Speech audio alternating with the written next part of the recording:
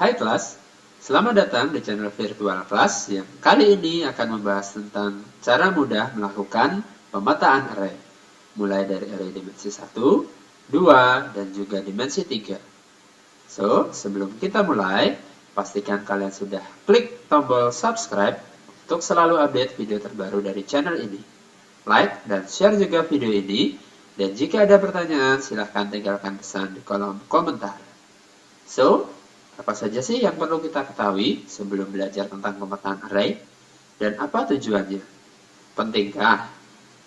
Ya, jelas. Penting banget.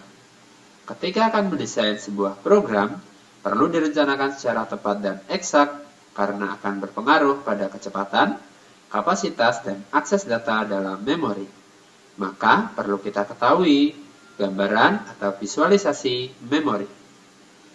Ini adalah gambaran ruang penyimpanan atau memori dalam komputer. Array dimensi 1 adalah dasar pembelajarannya. Pemetaan array ibarat pemberian alamat rumah dalam sebuah kompleks perumahan. Yang perlu kita ketahui dahulu adalah lokasi rumah pertama dan juga lokasi yang akan kita cari. Poin yang harus diketahui lainnya adalah tipe data yang digunakan dan ukuran datanya. Berikut adalah visualisasi pemetaan array dimensi 1. Sebagai contoh, terdapat array bernama grid dengan 5 elemen data. Data ini ibarat rumah di dalam sebuah perumahan bernama grid. Informasi yang disimpan di dalam elemen rumah tersebut ibarat penghuni rumah yang bernama A, B, C, D, dan E. Alamat dari memori menggunakan sistem bilangan heksadesimal. Sebagai contoh, alamat rumah pertama adalah 0001 heksa. Ini disebut sebagai starting location. Sebagai contoh, rumah yang akan dicari adalah rumah kelima. Inilah yang nantinya disebut dengan final location. Kita masih harus mencari tipe data dan ukuran dari tipe data tersebut. Ukuran data ini ibarat jarak antar rumah. Semakin besar jaraknya, maka lompatan nomor rumahnya pun akan semakin besar. Sebagai contoh, jika tipe data yang digunakan adalah karakter, maka ukuran datanya adalah 1. Ini berarti selisih nomor antar rumah adalah 1. Dimulai dari rumah pertama 01, kemudian rumah kedua adalah 02, dan seterusnya hingga rumah kelima adalah 0005 heksa. Demikian halnya jika tipe data yang digunakan adalah integer, maka ukuran datanya adalah 2. Ini berarti selisih antar rumah adalah 2. Dimulai dari rumah pertama adalah 01, kemudian rumah kedua alamatnya 03, dan seterusnya hingga rumah kelima alamatnya adalah 0009 heksa. Demikian pula halnya jika tipe data yang digunakan adalah float, maka ukuran datanya adalah 4. Ini berarti selisih nomor antar rumah adalah 4. Dimulai dari rumah pertama adalah 01, kemudian rumah kedua beralamat 05 heksa, dan seterusnya hingga rumah kelima alamatnya adalah 12 heksa. Nah, sudah paham kan? Ini adalah dasarnya. Jadi harus paham dahulu sebelum melangkah ke materi selanjutnya. Jika sudah paham dengan dasar pemetaan array dimensi 1, selanjutnya kita akan mencoba trik mudah untuk pemetaan array dimensi 2. Pada array dimensi 2 terdapat dua cara pandang, yaitu secara baris dan kolom. Row Major Order atau RMO membaca data baris per baris, sedangkan Column Major Order atau CMO membaca data kolom per kolom. Trik mudah untuk pemetaan array dimensi 2 adalah dengan mengurutkan dan menampilkannya seperti array dimensi 1. Sebagai contoh, sebuah array 4x4 sebagai berikut.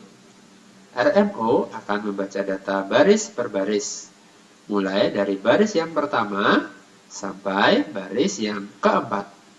Sedangkan CMO akan membaca data kolom per kolom, mulai dari kolom pertama hingga kolom keempat. Nah, sudah paham ya cara mengurutkannya?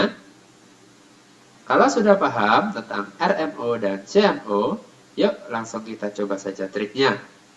Diketahui, sebuah array 4x4 bernama trial bertipe integer dengan size atau ukuran 2. Alamat awal berada di alamat 0001 heksa. Berapakah alamat tujuan pada koordinat seperti yang ditunjukkan pada gambar tersebut? Nah, untuk menyelesaikannya, yang pertama secara RMO dahulu. Baris 1 dan 2 kita baca terlebih dahulu, kemudian diurutkan seperti array dimensi 1. Jika sudah, yuk hitung bersama jumlah lompatan si kelinci. Berapakah jumlah lompatannya? Yap, benar, ada 6 kali lompatan. Jumlah lompatan ini kita kalikan dengan size atau ukuran tipe datanya, yaitu 2. Hasilnya adalah 12 desimal atau 0C heksa. Nilai inilah yang dijumlahkan dengan alamat awal dan akan menghasilkan alamat 0D heksadesimal. Ini adalah alamat akhir berdasarkan RMO. Yang kedua adalah CMO. Kolom 1 kita baca terlebih dahulu, kemudian diurutkan seperti pada array dimensi 1. Jika sudah, yuk hitung bersama lagi jumlah lompatan cici si kelinci. Berapa ya jumlah lompatannya kali ini? Yap, benar. Kali ini ada 9 kali lompatan. Jumlah lompatan ini kita kalikan dengan size atau ukuran tipe datanya, yaitu 2. Hasilnya adalah 18 desimal atau 13 heksadesimal. Nilai ini dijumlahkan dengan alamat awal dan akan menghasilkan alamat 14 heksadesimal. Ini adalah alamat akhir berdasarkan CMO. Nah, lalu bagaimana dengan pemetaan array dimensi 3 ya? Tentu saja juga sama dengan array 2 dimensi. Triknya pun sama, yaitu dengan membaca dan menampilkan dalam bentuk dimensi 1. Array dimensi 3 digambarkan seperti Rubik yang memiliki isi data di setiap sisinya. Penggambarannya sama seperti contoh sebelumnya pada array dimensi 2. Kemudian lakukanlah lompat kelinci dan dari alamat asal kita bisa mengetahui alamat yang dituju. Trik ini mudah untuk dilakukan khususnya untuk dimensi array yang kecil. Namun, jika dimensi array cukup besar, sebaiknya menggunakan rumus yang sudah ada. Sebagai tambahan materi, berikut adalah array segitiga dan array jarang atau sparse array. Array segitiga atau triangular array ditandai dengan pola bilangan bukan 0. Jika di atas, maka akan disebut sebagai array segitiga atas. Sebaliknya, jika berada di bawah, maka akan disebut dengan array segitiga bawah. Array triangular berlaku untuk indeks yang sama, sehingga nama lainnya adalah square atau symmetric. Sedangkan sparse array adalah array yang nilai bukan nolnya sangat jarang. Inilah mengapa disebut dengan array jarang. Mayoritas nilai pada array ini adalah 0. Kebalikan dari sparse array ini adalah dense array yang nilai nolnya sangat jarang. So, it's time to try. Saatnya mencoba menggunakan array. Dengarkan baik-baik ya. Berikanlah contoh penerapan array dimensi 3 dalam kehidupanmu sehari-hari.